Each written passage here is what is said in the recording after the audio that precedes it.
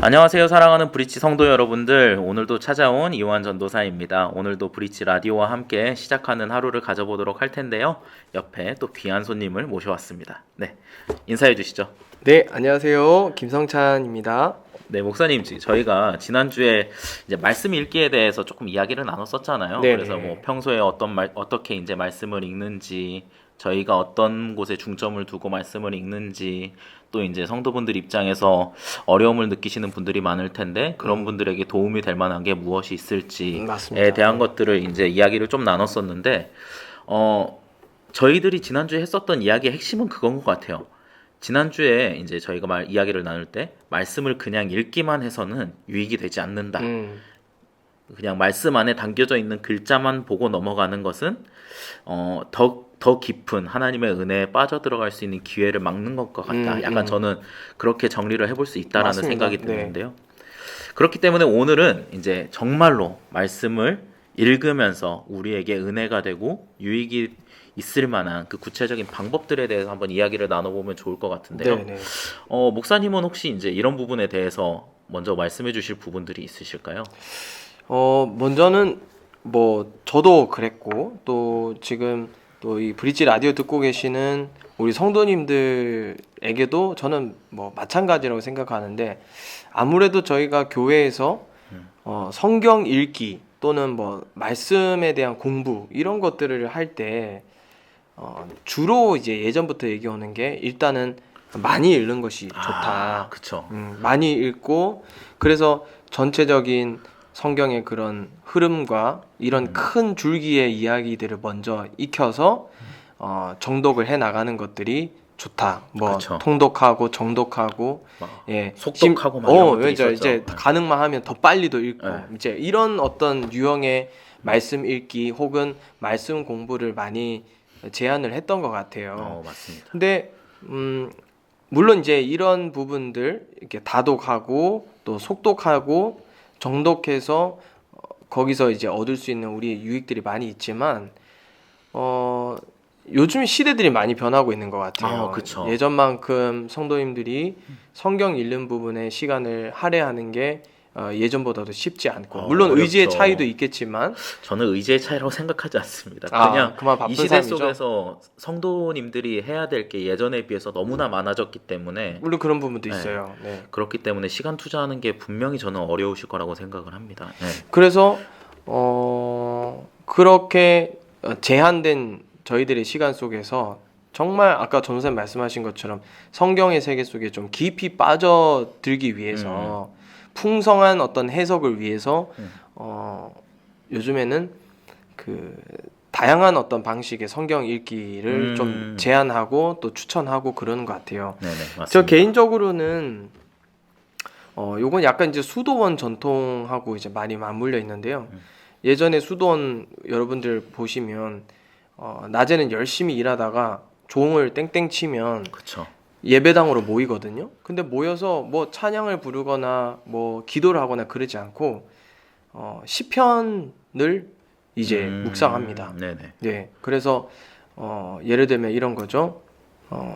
뭐 이렇게 사람들이 삥 둘러 앉으면 한 명씩 돌아가면서 읽는 거예요. 근데 그 한 명이 읽을 때 나머지의 사람들 7명, 8명은 그 얘기를 그 말씀을 하나님의 목소리로 인식하고 듣는 훈련들을 하는 거죠.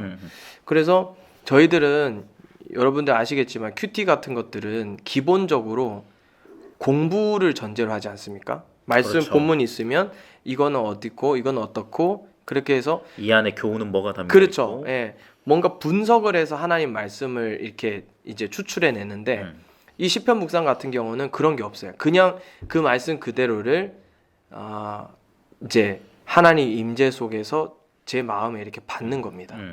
이건 조금 도움들이 아마 필요하실 거예요. 이렇게 읽기 위해서는. 근데 계신 곳에서 만약에 이런 것들 시도하실 때는 조용한 환경에서 한 구절이라도 네, 깊은 침묵 속에서 들으려고 또 읽으려고 하는 그런 또 이제 방법들이 있을 것 같고요. 네. 또 신약 같은 경우는 아무래도 신약은 이야기가 많지 그렇죠. 않습니까? 이야기죠, 네. 대부분이. 근데 그 이야기를 그냥 뭐 일반 뭐 이솝우화나 어떤 음. 그런 이야기를 내용을 그냥 익히는 걸로 끝나지 않고 이야기 속으로 한번 들어가 보는 것도 좋은 것 같아요. 너무 좋죠, 정말. 예, 네. 그래서 보통 얘기 많이 하시는 게 요즘에 상상력을 통한 성경 읽기 뭐 이렇게 얘기 많이 하시거든요. 그렇죠.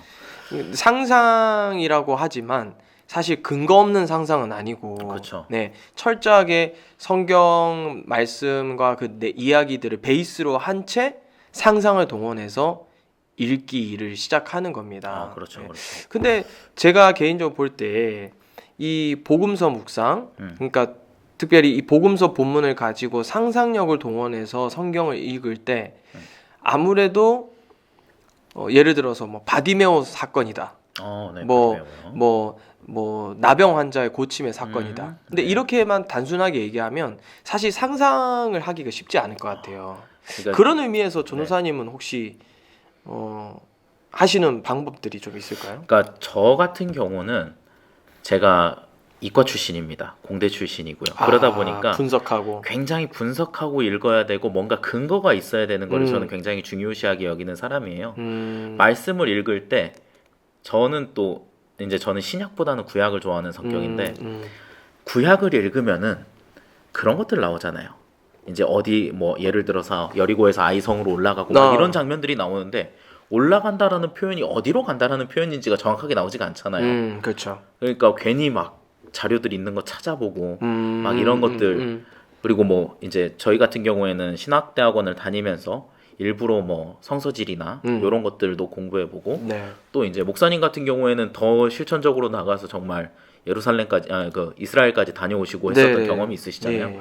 그런 것들이 직접적으로 나한테 와닿게 됐을 때 보이는 말씀의 지경이 달라지더라고요. 그렇죠. 네. 그렇죠. 그래가지고 이제 목사님께서도 말씀하셨지만 좀 이제 상상을 할 때 근거가 있는 상상을 하는 게 중요합니다. 맞아요. 예. 그리고 그 근거는 구체적인 사실을 기초로 하는 경우들이 많죠. 예를 대부분. 들면 뭐 대표적으로 지리적인 부분이 있을 수가 네. 있고요. 또 문화적인 측면에서도 이야기를 할 때 우리가 한국인이지 히브리 사람들이 아니잖아요. 그렇죠. 또 한편으로 또 생각해 보면은 이제 우리가 신약을 읽게 되면은 많이 보게 되는 시대가 아무래도 그리스와 로마가 세계를 다스렸던 그 시대이기 때문에 역사적인 배경도 역사적인 있습니다. 배경이 또 이제 문화적인 배경이 저희들에게 와 닿는다 그러면은 조금 더 아무래도 쉽게 이해가 될 것 같은데 그래서 저는 개인적으로 추천을 드리는 거는 좀 어렵기는 합니다. 그래서 역사적인 부분들을 먼저 한번 익혀보시면은 도움이 되기는 하는데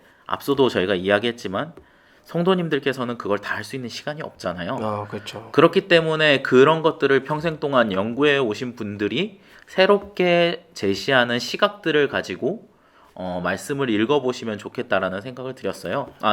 그런 생각이 들었었는데 그래서 이제 제가 그런 부분에 대해서 청년부에 있으면서 청년들에게 도움이 될 만한 책이 뭐가 있을까라는 거를 많이 찾아봤었는데 청년부에 그래가지고 제가 청년들에게 가장 많이 추천을 했었던 책이 중근동의 눈으로 읽는 성경. 중근동의 눈으로 읽는 성경. 네. 혹시 뭐 외국 사람 있었나요? 아니죠. 한국 사람이 썼습니다. 한국 네. 사람이? 예. 이게 저희가 굉장히 재밌는 부분인데 저희가 교회 안에 있기 때문에 모든 것을 다 교회의 눈으로만 보려고 합니다. 말씀 안에 담긴 것들. 근데 이분은 조금 시각을 바꿔가지고 중근동의 눈으로서 말씀을 보는 거죠. 중근동. 네. 그래서 중근동이라고 이야기를 하면은 우리가 흔하게 이야기하는 메소포타미아 지역, 지금의 이란 지역이죠. 이란 지역부터 지금의 이라크, 팔레스타인, 지중해 연안, 네. 성서가 배경으로 하고 그렇죠. 있는 성서가 배경이 되는 그 지역들의 눈으로서 말씀에 담긴 사건들을 바라보고 이게 어떤 은혜를 우리에게 주는가. 이 책이 좋은 점이 그거예요. 그냥 단순하게 이 사람들이 볼 때 이 사건은 이겁니다라고 끝나지가 않고 그 안에서 은혜를 찾아줘요. 가령 예를 들어서 한 가지 설명을 드리자면은 이제 중근동의 눈으로 읽는 성경 첫 번째 구약편의 말씀을 보면은 분명히 우리가 보고 있는 말씀에 근거하고 있는 이 내용들이 메소포타미아의 신화와 비슷한 거를 가지고 사람들이 끊임없이 제기하는 의문들이 있습니다. 이거 메소포타미아 거 신화 그냥 베껴온 거 아니냐, 창세기가. 그런 얘기 있죠. 그런데 이야기를 많이들 하죠. 근거만 놓고 보면은 그렇습니다. 근데 그거를 이분은 이제 이 책을 쓰신 분은 은혜로 바꿔서 설명을 해주더라고요. 왜 그게 이게 아니다. 왜 이게 우리의 얘기하기인지. 예. 그래서 이제 그분이 하셨던 게 메소포타미아의 신들은 자기의 일을 노예처럼 부려먹기 위한 존재로서 인간을 창조했는데 하나님은 반대라는 거죠. 아, 오히려 우리를 위해 계신 분이고 네. 우리를 위해서 에덴 동산도 지어주신 분이고 우리에게 쉼을 주기 위해 계신 분이라는 거를 창세기는 이야기를 하고 있는 거다. 이런 식으로 이야기를 하더라고요.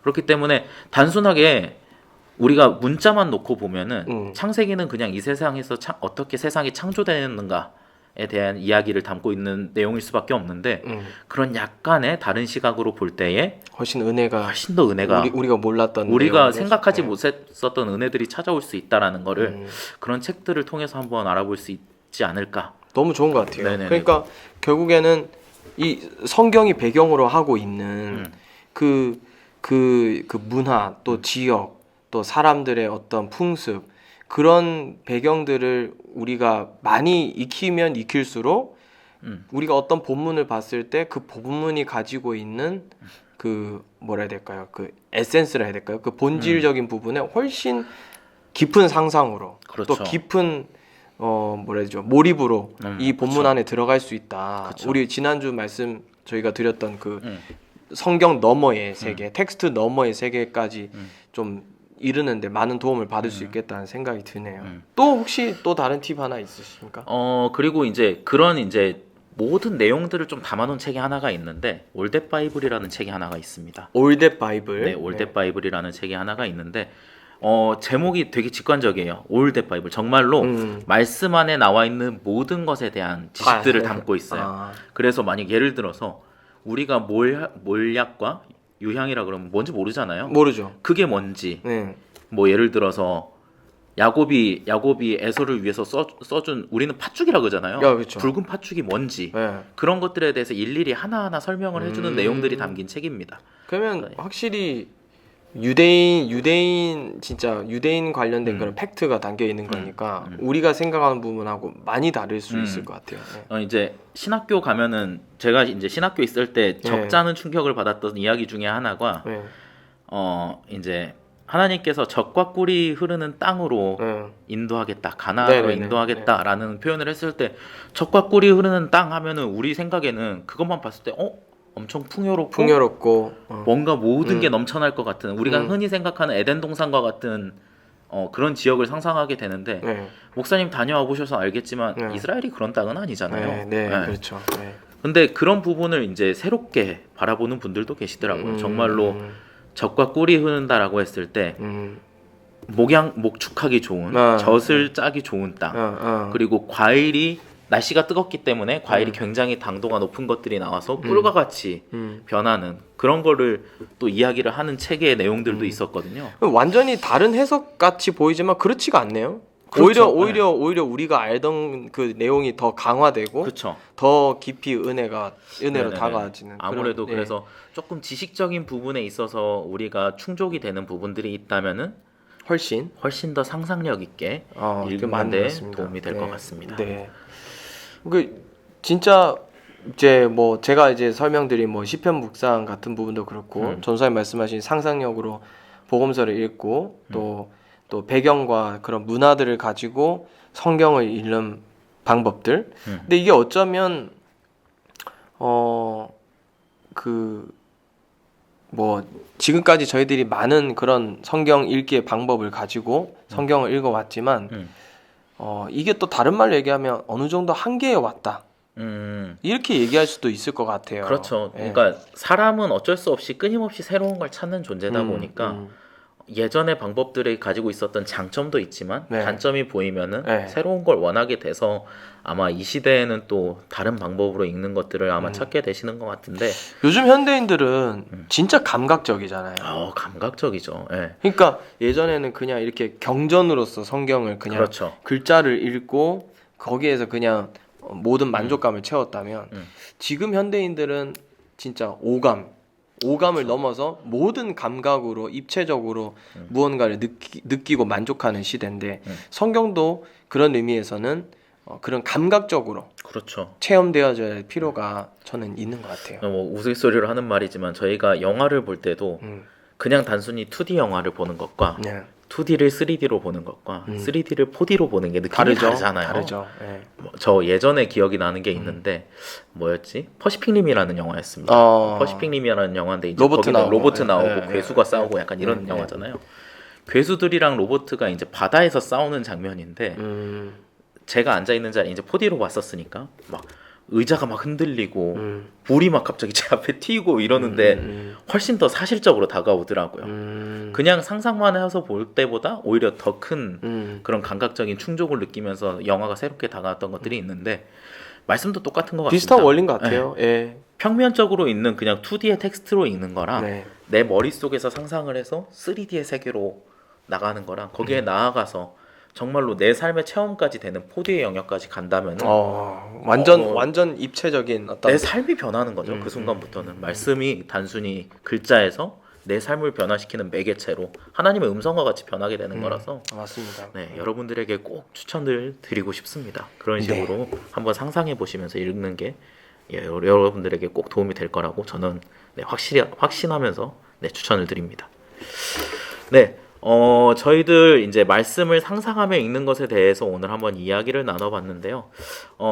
이게 말씀으로만 끝나면 또 안 될 것 같아요. 한편으로는 이제 제 옆에 계신 우리 목사님께서 또 영성의 대가시기 때문에 제가 이제 구체적으로 저희가 이야기를 나누기에는 너무 한정된 시간이라 이제 여기서 이야기를 나눌 수는 없겠지만 말씀을 통해 가지고 나아가서 또 다시 이제 저희가 기도, 찬양에 대해서 네. 이야기했다 말씀으로 나왔듯이 이 말씀이 다시 기도로 연결이 되는 그렇죠. 렉시오 디비나라고 부르는 또 중세 수도 전통에 있어서의 네. 말씀 읽기 방법이 있습니다. 네.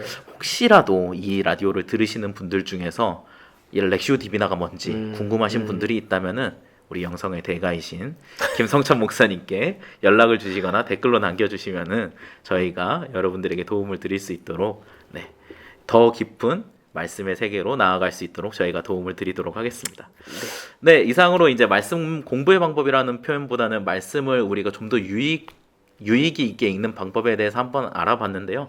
마지막으로 목사님께서 한마디 해주시고 정리해주시고 마치면 좋을 것 같습니다. 네, 어쨌든 기독교 신앙이 말씀 신앙이기 때문에 그렇죠. 네, 결국 저희들의 신앙을 살리고 죽이는 거는 이 말씀과 굉장히 직결되어 있다고 생각합니다. 그래서 놓으면 죽습니다. 정말로. 그래서 이걸 아주 현대인들의 삶이 각박하고 요즘 저희들이 살고 있는 세상도 정말 좀 건조한 세상이지만 이 말씀을 계속 우리가 유익 있게 좀 읽어서 메마르지 않고 이런 세상 속에서도 은혜로 계속 젖어 살아갈 수 있는 그런 좀 은혜들이 우리 브릿지교회 성도님들한테 좀 있으면 좋겠습니다. 네, 감사합니다. 네, 이상으로 오늘의 라디오는 마치겠고요. 다음에는 또 다른 신선한 주제로 여러분들을 찾아오는 저희들이 되도록 하겠습니다. 네, 그럼 인사하면서 마치도록 하겠습니다. 감사합니다. 감사합니다.